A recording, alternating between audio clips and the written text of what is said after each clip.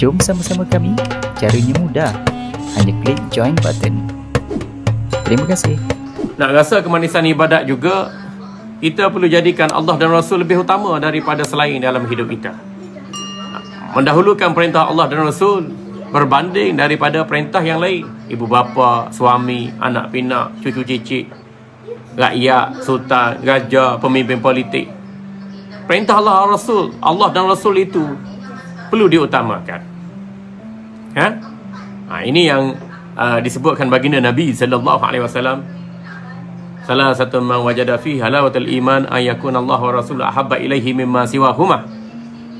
3 perkara di antara seseorang itu boleh merasai kemanisan iman ialah,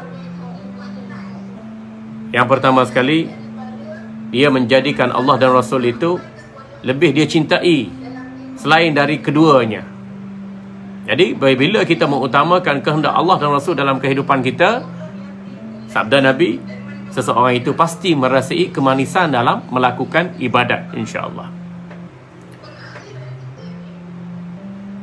Yang kedua, wa ayyuhibbul mar'a la yuhibbuhu illa lillah. Nak rasai kemanisan iman juga ialah apabila kamu menyukai seseorang, kamu sukai seseorang itu hanya semata-mata kerana Allah dan Rasul. Kita suka isteri kita kerana Allah dan Rasul. Kita sayang pada suami kita kerana Allah dan Rasul. Kita sayang pada anak-anak kita pada Allah kerana Allah dan Rasul. Kita sayang pada ibu bapa kita kerana Allah dan Rasul. Kita sayang pada jiran-jiran kita, anak buah kita, rakan sekerja kita, pemimpin kita, rakyat kita, mata-mata kerana Allah dan Rasul. Atas paksi inilah insya-Allah, maka kita akan dapat merasai kemanisan dalam melakukan ibadat. Yang ketiganya, tuan-tuan, untuk merasai kemanisan ibadat, bagaimana yang disebutkan baginda Nabi sallallahu alaihi wasallam. Allahumma salli wa sallim wa barik ala sayyidina Muhammad wa ala alihi wa sahbihi ajma'in. Yang ketiganya ialah kita dapat merasai kemanisan ibadat dengan kita membenci maksiat dan kekufuran. Wa ay yakraha an yakuna fil kufri kama yakraha an yukzafa fin nar, atau kama qala Nabi sallallahu alaihi wasallam. Nak rasai kemanisan ibadat, seseorang itu benci melakukan maksiat dan kekufuran sebagaimana dia benci suatu hari nanti dia dicampak oleh Allah dalam api neraka. Jadi berdasarkan hadis ni, hadis yang sahih diriwayatkan Bukhari dan selainnya, baginda sallallahu alaihi wasallam menjelaskan kepada kita ada 3 perkara penting untuk kita merasai kemanisan dalam melakukan ibadat.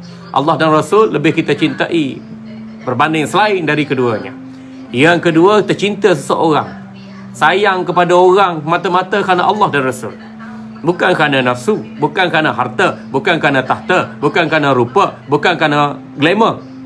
Tidak, tetapi kita sayang seseorang itu mata-mata kerana Allah dan Rasulnya. Boleh? Tak boleh kita cuba, kan? Kendiankan kehendak hawa nafsu daripada apa yang kita ada itu, semata-mata kita tunduk dan akur kepada apa yang disabdakan baginda sallallahu alaihi wasallam. Dan yang ketiganya ialah kita benci untuk melakukan maksiat dan kekufuran. Sebagaimana kita benci suatu hari nanti jasad kita dicampak oleh Allah dalam api neraka. Gitu. Jadi bila ada 3 perkara ni, insya-Allah kita dapat merasai kemanisan ibadat.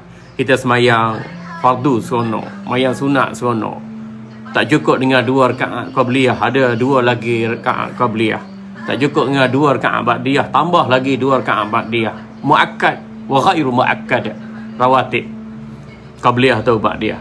Tak cukup dengan solat fardu, kita banyak solat sunat. Memang solat sunat lebih banyak pada solat fardu. Jadi kita lakukan amal soleh banyak-banyak tu dan penuh berkualiti dengan panduan ilmu, dan akhirnya kita akan rasai kemanisan ibadat. Inilah kemuncak kepada kesempurnaan iman di atas paksi Ahlus Sunnah wal Jamaah. Kalau Wahabi buat ibadat tak rasa manis, kalau Syiah buat ibadat tak rasa manis, liberal atau lain-lain yang jangan sesat buat ibadat tak rasa manis, bahkan rasa pahit, rasa berat, rasa serabut, rasa malas, rasa stres, rasa tertekan, rasa nak bunuh diri. Kita alhamdulillah Ahlus Sunnah wal Jamaah ini, bila paksi akidah kita, paksi akidah yang benar atas apa yang dikhendaki oleh Allah Subhanahu wa taala dan Rasulnya sallallahu alaihi wasallam dan para ulama, Maka kekuatan akidah, kekuatan iman itu menggerakkan naluri hati kita yang bersih untuk melakukan ibadat, dan ibadat yang kita buat dilakukan dengan sepenuh hati kerana kita tahu di sebalik ibadat yang kita lakukan itu kita pasti akan merasai nilai kualitinya hingga kita merasai kemanisan dalam melakukan ibadat, dan di saat itu kita yakin dan sedar bahawa ibadat yang kita buat sememangnya boleh diharap menjadi bekalan untuk menuju akhirat. Inilah yang difirmankan oleh Allah Subhanahu wa taala dalam Al-Quran, wa tazawwadu fa inna khairaz zadi taqwa. Berbekallah kamu, maknanya carilah bekalan dengan sebanyak-banyaknya. Sebaik-baik bekalan ialah ketakwaan pada Allah Subhanahu wa taala. Jadi buat ibadat sehabis baik dengan iman yang mantap, ibadat yang dilakukan dengan penuh nikmat, insya-Allah kita sentiasa diberi bantuan, nusrah dan ma'unah oleh Allah Subhanahu wa taala terhadap apa situasi yang berlaku yang dikatakan ujian mendatangi hidup kita itu. Dan setiap musibah ada jalan keluar. Wa may yattaqillaha yaj'al lahu makhraja wa yarzuqhu min haitsu la yahtasib wa may yatawakkal 'ala Allahi fa huwa hasbuh innallaha balighu amri qad ja'ala Allahu likulli syai'in qadra. Maksudnya ialah barang sesiapa bertakwa kepada Allah, yaj'al lahu makhraja, Allah jadikan kesempitan hidup ada jalan keluar. Wa yarzuqhu min haitsu la yahtasib, dan Allah kurniakan rezeki kepadanya tanpa diduga. Rezeki ketika diuji, rezeki ketika pandemik, tanpa diduga.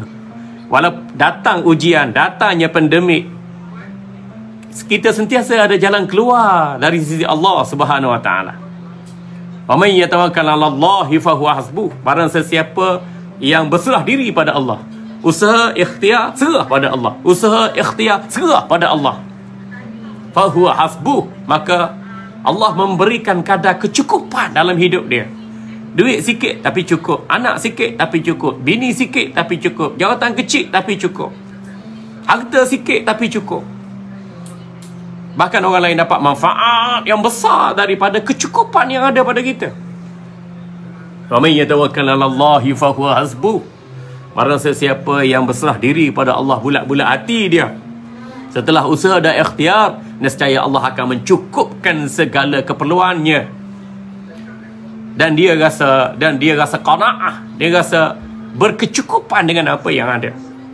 Tak ada lah rasa tamak, halaba, menjeling di mata orang lain, di tangan orang lain, mengintai kelemahan orang lain, timbul penyakit, takabur, ujub, riak, sum'ah, hasad, haqad dan seumpamanya. Na'udzubillahi min zalik.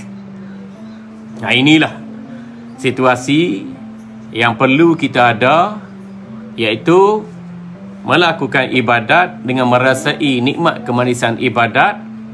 Dan bila kita konsisten dalam keadaan begini, insya-Allah Allah Subhanahu wa taala menguji kita dan kita ada jalan keluar, dan kita sentiasa cukup dengan apa yang Allah kurniakan kepada kita, ya.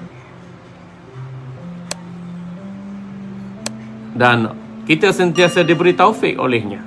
Alhamdulillah.